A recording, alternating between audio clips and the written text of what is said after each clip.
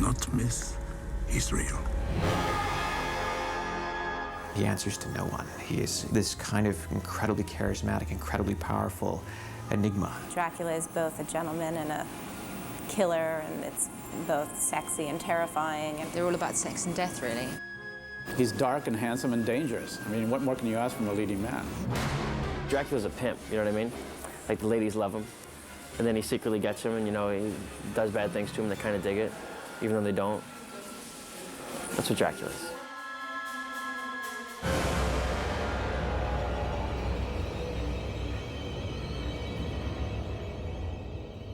I think the reason that people come to the material of Dracula is because he combines sort of the worst bad guy you can imagine with kind of a combination of sexuality and a lethal predatory nature, and somebody who has kind of been around for a long, long time, as Mick Jagger would write. You know, it's like, it's a little bit of sympathy for the devil. And having so many adaptations, you have a freedom to really push the character into an extreme, and at the same time, be faithful to the original. It's like, how do you do something different? And part of is the fun of having cut, you know, the Scream movies and H2O and stuff, kind of this revisionist horror stuff of saying, okay, well, let's, we don't want it to be campy, but at the same time, you want to have fun with it. You want to be able to take notions of the story and twist it on a modern slant.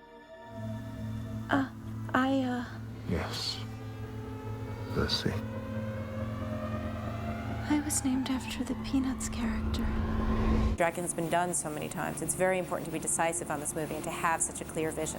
And I really think Patrick has that. Patrick and Joel and his team really came up with a very, very interesting approach to it that as soon as I heard it, I said, oh my God, that's so original, because it slants it in a whole new light. One of the original conceptions of our version of it was the notion of ending up in a place where people would be so open to what he has to offer. And that's one of the attractions of setting it in Mardi Gras, that it is this hedonistic thing, and that he can get in there and almost disappear in the fact that however crazy he was 100 years ago, he's nothing compared to what goes on now. There's an atmosphere and a quality about New Orleans that just can't be matched anywhere else. One of the things we really wanted to do with Dracula 2000 was to make a roller coaster, to make a real adventure, to make something that was fast and furious, that had moments of incredible in-your-face action, and then really quiet, suspenseful things. And to give Dracula a twist. Suffice to say that he is not the 15th century impaler that we've come to know and love. Casting Dracula was actually the toughest of all the roles. A lot of actors were afraid of it, afraid that, you know, people who'd done it so well, Gary Oldman in particular, they all felt had done, you know, such an incredible job that everybody was very, oh, I don't want to go there. 3, 2, 1. Fucking hell. Gerard Butler was one of the very first we auditioned, and I just had an intensity and a fire that was unlike anybody else, and just burned all the way through, that you found yourself being both scared of and drawn to, which is exactly what you want in the character. My first day filming, I went up to the director, and it was like 3 in the morning, and I kind of was trying not to bitch too much. I was trying to seem nice, and I said, I didn't realise, Patrick, we were going to be filming so late.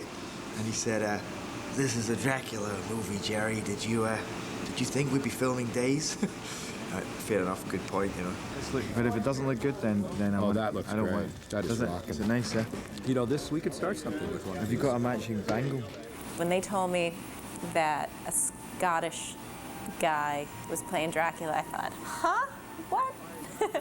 But Jerry he's amazing. He's like giving and fun and entertaining.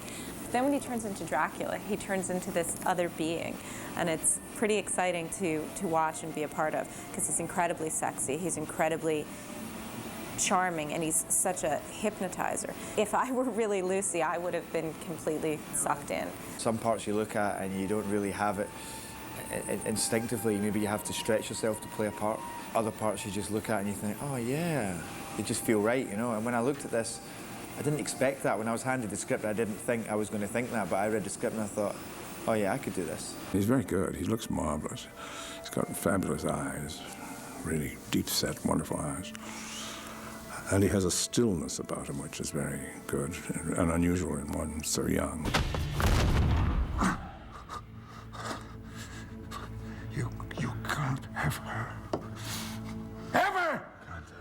Christopher was one of the first actors we went to for Van Helsing, and was immediately thrilled at the part, and was like right away was yes, I'd love to do it. He was a huge fan of the book, knew all about Henry Irving, who was Stoker's manager, based the look of period Van Helsing on Henry Irving. He's an incredible pro.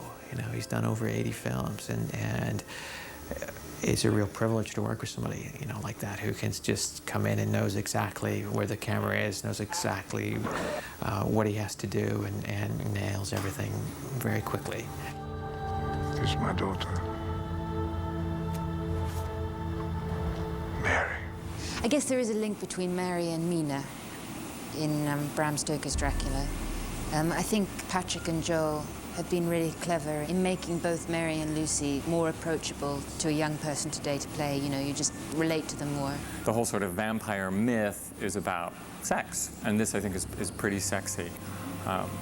Colleen, Justine, Jennifer, obviously the ultimate vampire bride vixens. Colleen has a dancing background, so she was great at all the physical stuff. She was really good at it because the role had some physicality to it. And she wasn't afraid of any of it. She just threw herself to any part of it. It's like, whatever you want, whatever you need. And she could figure it out really quickly. And that was probably one of the best things about it, that she was fearless in anything that we asked her to do. What was interesting is they make these heads, you know, for you, because I get beheaded. And to see yourself, like, in the act of getting beheaded and then lying there dead. And it's the creepiest thing. It was fascinating when we came up with the origin of who Dracula was. The whole thing was, what is his last sunset? What is it that made him what he is? What is the last thing he sees? Well, in order for the cross to have a real effect on you, the last thing you would see is the crucifixion. So who are you that silver affects you, that all these things, and who are you? Well, you're Judas Iscariot. You are the betrayer of Christ. It's like, it makes complete sense. It's kind of like, how come nobody arrived at that before?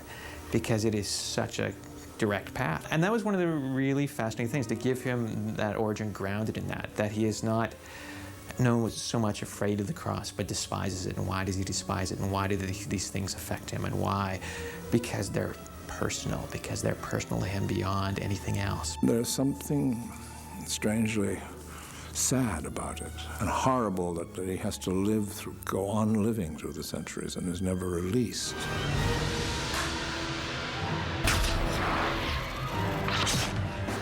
Dracula is an enduring tale. I mean, it's almost like a fairy tale, really. I think it's just always interesting to people. It's most interesting because of the new millennium, and just trying to tell it in a different way for a younger audience. All of the subculture stuff, like the piercings and the tattoos and the nightlife and the craziness, and I realized that this is it's a huge cultural phenomenon, and that it's gaining steam, it's not losing steam after 100 years, and it's all based on this one guy. It's that ancient appeal of the book and the vampire. I think it's another wonderful, classic, scary movie.